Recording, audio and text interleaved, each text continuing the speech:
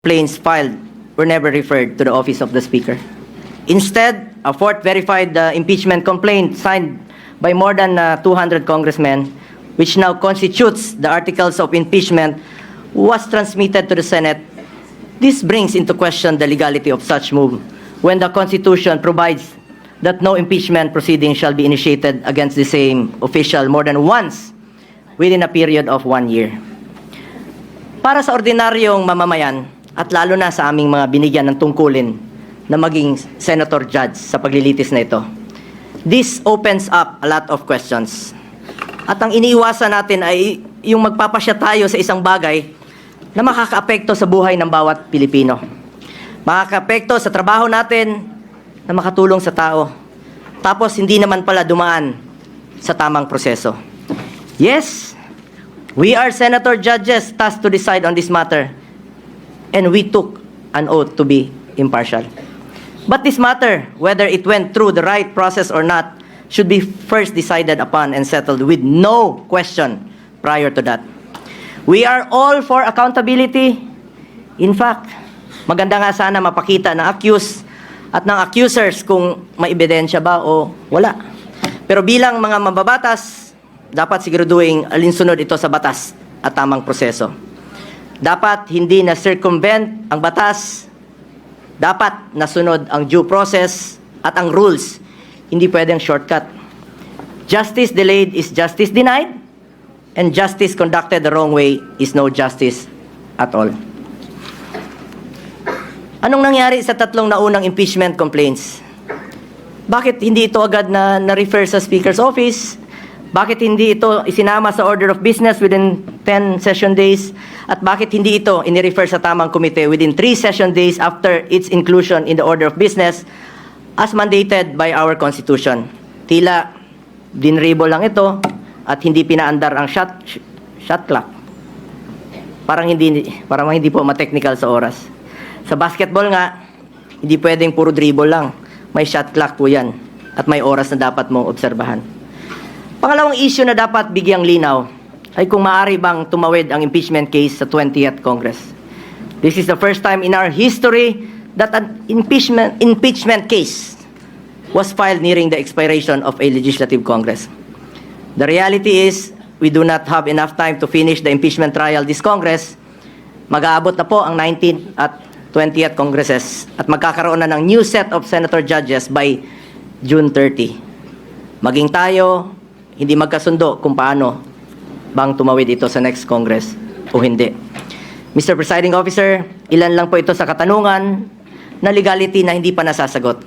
Mayroon pa pong pending sa Supreme Court challenging the legality of the impeachment case. Baka masayang lang ang oras natin dito if in the end, this complaint suffers from constitutional infirmities. Let us focus on what is important for our people that we serve. Hustisya sa tamang paraan at serbisyo na makakatulong sa mga Pilipino. Yun po ang kailangan ng taong bayan. Yun ang dapat pagtuunan ng pansin. Mr. Presiding Officer, para sa akin, mas mabuting unahin natin ang tunay nating trabaho. Ang pagseserbisyo sa taong bayan, maraming nasasayang na oras sa isyong ito na hindi naman mapapakinabangan ng ordinaryong Pilipino. This issue has already been too divisive. Ilang buwan na po. Mag-focus sana tayo sa pangunahing mandato ng lehislatura, ang gumawa ng mga batas at magsulong sa mga programa na tunay na tutugon sa mga pangangailangan ng ating mga kababayan, lalong-lalo na po yung mga mahirap at walang ibang malalapitan kundi ang gobyerno. Marami pa pong mga pending bills pa po hanggang ngayon na hindi pa natin natatapos with one working day na lang po. Baka hindi pa po may papasa. At ito po ay mapapakinabangan ng mga kababayan natin. Dapat yan po ang ating unahin. As raised by some of our colleagues yesterday, that in as far as the impeachment case is concerned, based on the results of the recent midterm elections, I believe the Filipino people have decided at ang kanilang desisyon, mas gusto po nilang tutukan natin ang trabaho at serbisyo. Tama na, tigilan na natin ang pamumulitika. 3 taon na lang po matatapos na ang termino ng Vice Presidente. Election na naman at antayin nyo lang sana. Ang importante sa ating mga kababayan ay may pagkain sa kanilang hapagkainan. May matibay na healthcare system na kayang tumugon sa pangangailangan ng may sakit, disenteng trabaho at marangal na pagkakakitaan, dekalidad at abot kayang edukasyon, at ang katiyakan at panatag na ligtas silang makakauwi kahit sa gabi. Hindi naman nakakain itong impeachment.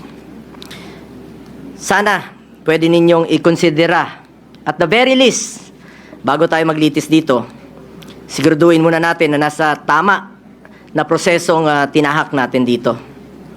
At the very least nga, sabi ko, marahil pwedeng ibalik o i-remand muna na ito sa pinagmulan sa House of Representatives dahil marami pang ang katanungan ang legally hindi nasasagot. Mas mabuting siguraduhin natin na sumunod sa proseso ang anumang kaso na ating diringgin para hindi masayang ang ating oras. Sangayon po ako na hindi natin ito dapat patagalin.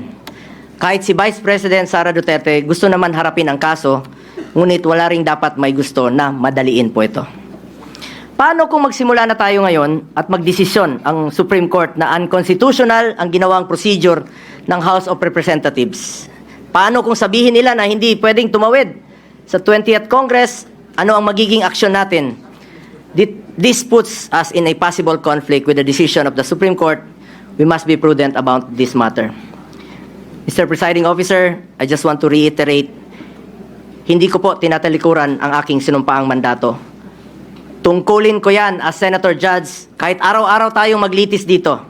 But we would also be remiss of our duty kung hindi natin siguraduhin na dumaan ito sa tamang prosesong nakasaad sa ating konstitusyon. At kilala ko po ang mga Duterte, Mr. Presiding Officer. Hindi sila tumatakas sa accountability, hindi sila tumatalikod sa hamon ng buhay, hindi sila tumatalikod sa kanilang tungkulin. Maraming beses nang sinabi ni dating Pangulong Duterte na handa nga siyang sumagot at harapin ang mga inaakusa sa kanya, pero dito po sa ating bayan, hindi sa ibang bansa.